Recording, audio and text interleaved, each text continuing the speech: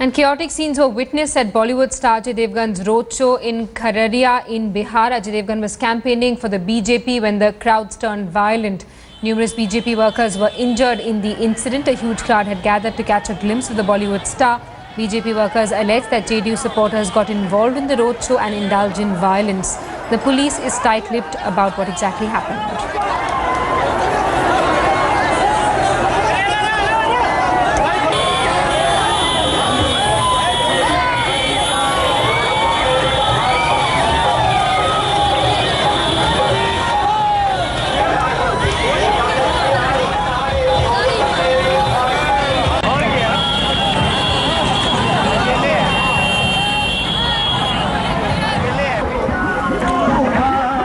Politics heating up in Bihar ahead of polling on Monday. Polling will take place in the first phase on Monday. We're being told that there were clashes in a roadshow that was organized by the BJP, where Bollywood star Ajay Devgn was the star attraction for the party. We're asking viewers if name calling and use of dirty language is being used to attract eyeballs. This, of course, in the light of the fact that we've seen a vitriolic blame game play out between top leaders of the Bharatiya Janata Party and the RJD and JDU. We have our first caller on the phone line. Pratik from Noida is with us. Pratik, do you think that political leaders are using unparliamentary language to grab more eyeballs, and do more eyeballs actually translate into more votes? Yes, ma'am. I think it's actually it shows a very sad state of the democracy that is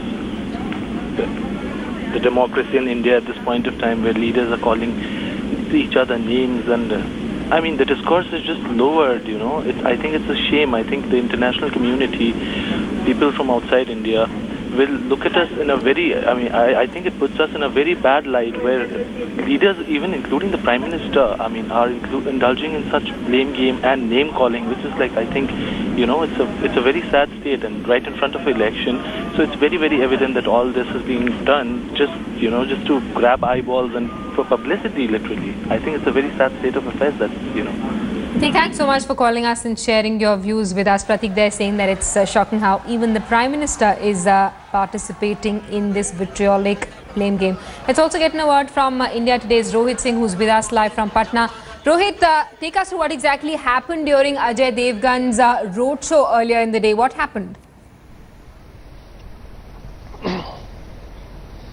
Well, Simi, Ajay Devgn has been roped in by BJP to campaign in the various places where voting is going to take place in the first phase. And yesterday itself, Ajay Devgn had come to Bihar and he had campaigned at a few places. And as you know, that Ajay Devgn has done a few films also that is based on Bihar, like Arakshan and Apharan and Ganga Jal, which are very popular. And that is why BJP has called him here. And today also, when he was doing a road show in Khagaria for BJP candidate, at that point of time, there was several people who were on the roads trying to get a glimpse of the superstar, and that is when what is being alleged is that few JDU workers got into that road procession, and there was utter chaos that took place, and violent clashes also took place between these JDU workers and BJP supporters, and the police also had to resort to mild lathi charge to disperse the mob, and several people in here have been injured also while the Ajay Devgn road show was going on.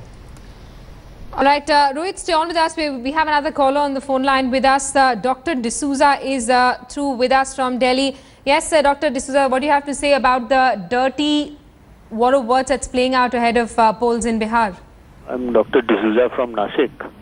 Basically, it is very upsetting what you guys are playing out.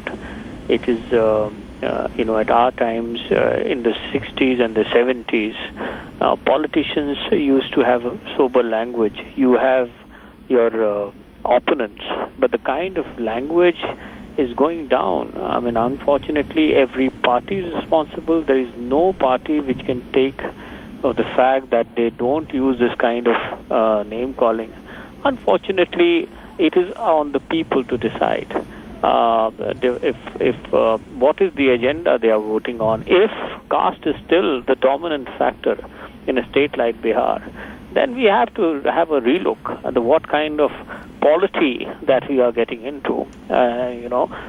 Lady, don't forget the fact that reservations were there only for a couple of years, maybe 10 years, 20 years, and 60 years, 65 years down the line, if you're still fighting on caste lines, that still, tells you the state of a polity. And then to say that, okay, I'm do for development and the other person is name calling, is going downhill. So we as individuals, we the citizen of India, I the citizen of India, you the lady anchor of the citizen of India, you have to decide what way the polity should take, what way we want to lead our country to.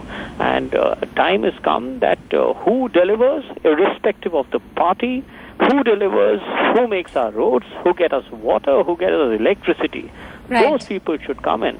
No individual is above what he delivers, irrespective of the party he represents.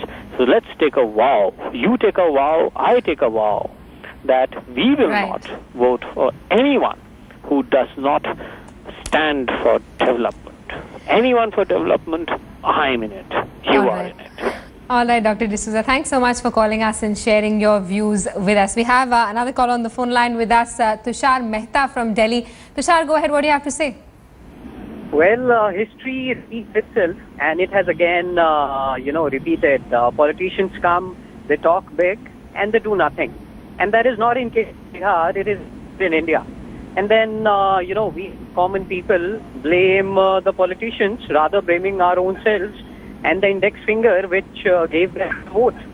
I believe, perhaps we should take the first stance and should take corrective measure as to whom we are deploying the central authority and the command to take charge of a particular, state or a particular district, because it's easy to blame. It's have a blame game, or a particular person, but it begins from our own individual identity as to how and from what we perceive. And yes, it's an oblivion fact in India. You have all things available, all resources available, but at the end of the day, yes, we blame everyone and all resources. All right, so you're saying that voters also need to send out a message to politicians that they're not impressed with these personal attacks, and they actually want these political leaders to deliver on promises rather than just making empty statements. Thanks so much, Tushar, for calling us and sharing your views with us. Have personal attacks become a norm during elections? That's the question we are asking all our viewers. The battle for Bihar clearly heating up, polls to be held on Monday in the first phase. We'll continue tracking developments.